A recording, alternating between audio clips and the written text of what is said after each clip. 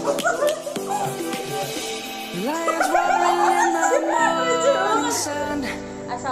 warahmatullahi wabarakatuh. Jawab. Oh iya. Tangannya gini. Assalamualaikum warahmatullahi wabarakatuh. Halo semua, kami mahasiswa dari Sekolah Tinggi Ilmu Ekonomi Kusuma Negara. Sebelumnya kami akan memperkenalkan diri masing-masing. Saya Sarita Nia, saya Devi Maharani, saya Andini Indah, Saya Nur Khalis Majid. Saya Rizky Ramadhani. Kami akan mempresentasikan tentang meningkatkan laba melalui kepuasan. Baiklah teman-teman, kita langsung masuk ke dalam materi, yaitu konsep pemasaran menekankan pada penentuan. Pemasaran berorientasi konsumen telah memunculkan filosofi baru dalam bisnis yang dikenal sebagai konsep pemasaran. Konsep pemasaran itu ada 3. Yang pertama, kebutuhan pelanggan potensial.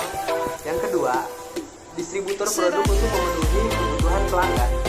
Dan yang ketiga, di dalamnya konsep pemasaran, pelanggan adalah titik tumpu di mana bisnis itu bergerak. Dan selanjutnya, tujuan perusahaan bukanlah memaksimalkan volume penjualan yang menguntungkan, tetapi laba diperoleh melalui kepuasan pelanggan. Pemenuhan keinginan pelanggan lebih diutamakan daripada produksi dan kegiatan bisnis lainnya. Dengan kata lain, produksi dijalankan sesuai dengan kebutuhan pelanggan. Dengan demikian, penekanan dalam bisnis modern adalah pada kepuasan pelanggan dan bukan hanya pada penjualan barang. Oke, berikutnya konsep pemasaran didasarkan pada pilar-pilar berikut. 1. Identifikasi calon pelanggan atau target pasar. Kedua, memahami kebutuhan dan keinginan pelanggan atau target pasar dengan berhubungan dengan mereka. Yang ketiga, pengembangan produk atau jasa untuk memenuhi kebutuhan target pasar. Yang keempat, memenuhi kebutuhan target pasar lebih baik daripada pesaing dan memastikan penjualan yang menguntungkan untuk bisnis. Oke, selanjutnya saya akan menjelaskan fitur-fitur dari konsep pemasaran. Nah, yang pertama ada fitur orientasi pelanggan. Fitur ini menekankan perlunya orientasi konsumen dari seluruh bisnis.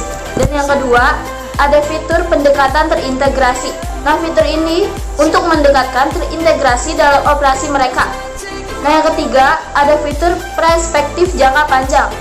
Fitur ini menjelaskan konsep pemasaran mencari pengembangan bisnis dan keuntungan selama periode waktu yang lama. Dan yang terakhir ada fitur volume penjualan yang menguntungkan. Nah, fitur ini menjelaskan pemasaran dianggap berhasil hanya jika mampu memaksimalkan penjualan yang menguntungkan melalui kepuasan pelanggan dalam jangka panjang. Oke, jadi berikutnya ada perusahaan bisnis yang berdasar konsep pemasaran akan mencapai manfaat. Ada konsep pemasaran memiliki implikasi filosofi dan strategis. Ini membantu perusahaan bisnis untuk mengarahkan kegiatannya ke arah tujuan yang lebih luas dan jangka panjang, seperti interaksi berkelanjutan dengan pelanggan, melalui kepuasan dan kesenangan pelanggan. Ada juga yang mengimplementasi konsep pemasaran menghasilkan pendekatan pemasaran yang terintegrasi dan terkoordinasi, dengan berkonsentrasi pada kebutuhan dan keinginan konsumen, mengevaluasi kontribusi yang dibuat oleh berbagai departemen perusahaan dengan cara yang lebih baik. Kekhawatiran tentang pasar atau kebutuhan pelanggan daripada produk mengurangi kemungkinan perusahaan bisnis menjadi unit yang sakit. Jelas bahwa perusahaan akan menghasilkan produk-produk yang akan memenuhi keinginan pelanggan dan mereka akan mudah diterima oleh pelanggan. Dan fokus pada kebutuhan pelanggan akan mengarahkan bisnis untuk terlibat dalam kegiatan penelitian dan inovasi. Bisnis yang mengejar konsep pemasaran selalu responsif terhadap perubahan lingkungan bisnis. Ini akan secara efektif menghadapi pesaing, teknologi baru, dan perubahan kebutuhan pelanggan. Dan untuk yang terakhir adalah implementasi konsep pemasaran. Konsep pemasaran perusahaan bisnis harus mengambil langkah-langkah sebagai berikut. Pertama, adopsi orientasi pelanggan. Perusahaan bisnis harus mengambil arahannya dari pelanggan atau pasar, yaitu dari pengetahuan dan pemahamannya akan kebutuhan dan keinginan pelanggan. Yang kedua, perumusan tujuan. Tujuan memberikan arahan untuk berbagai operasi atau kegiatan perusahaan bisnis. Oleh karena itu, tujuan masalah bisnis harus dirumuskan dalam istilah yang tidak ambigu di bawah konsep pemasaran. Tujuan utama perusahaan bisnis harus mendapatkan laba melalui kepuasan pelanggan.